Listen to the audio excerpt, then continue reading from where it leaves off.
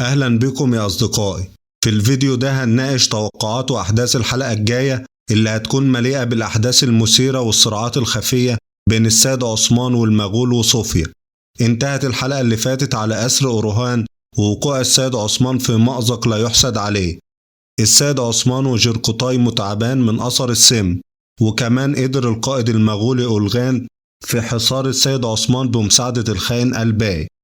شخصية ألباي يا أصدقائي اتصدم فيها المتابعين بعد ما الكل توسم فيه إن هيكون قائد قوي شجاع يدافع عن قبيلة القاي. بالعكس، أصبح جاسوس لصالح المغول وكسب ثقة السيد عثمان.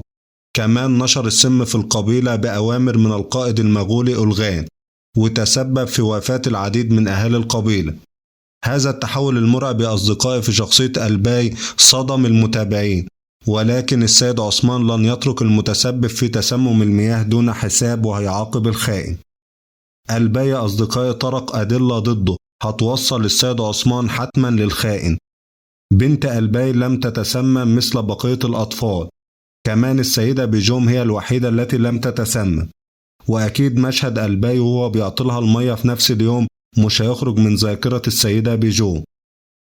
فهل يا أصدقائي السيدة بيجوم وحبها لألباي هيمنعها من الكشف عن ألباي، ولا مشاهد تسمم الأهالي ووفاة صديقتها هيجعلها تنتقم من ألباي بكشف الحقيقة؟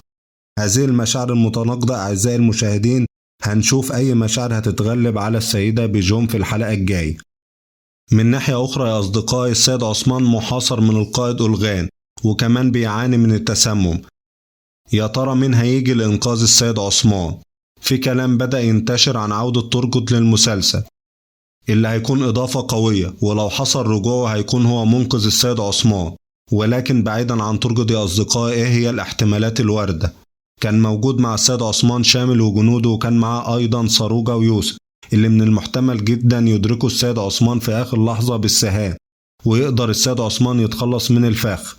وهناك احتمال آخر إن القائد المغولي أولغان يريد تنازلات من السيد عثمان ويطلبها منه ويعطيله مهلة لتحقيقها في مقابل فك أسر أوروهان وبوران.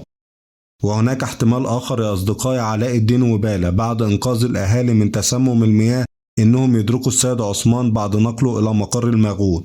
السيد عثمان يا أصدقائي في موقف لا يحسد عليه، لكن بالتأكيد هينجو من فخ المغول وهيحاسب الخاين. من ناحية تانية يا أصدقائي حليمة بنت السيد عثمان اللي زرعتها صوفيا للانتقام من بالة وعثمان بدأت مع الوقت تحمل مشاعر متناقضة، مشاعر الانتقام من عثمان وبالة بأوامر من صوفيا، ومشاعر لا تعلم مصدرها بعد القرب من بالة اللي بتعاملها معاملة خاصة كلها حب وود، ومعاملة فاطمة أكتر من أخت ليها. هناك مشاعر خفية لا تعلمها حليمة، ولكن تفسيرها معروف، إنها بنت عثمان وبالة وأخت فاطمة الحقيقية. أكيد يا أصدقائي هيبدأ مع الوقت حليمة تكتشف إن أمها الحقيقية بالة، لما يبدأ تأثير السم يروح اللي بتعطيه لها صوفيا ليها علشان تفقد الذاكرة القديمة.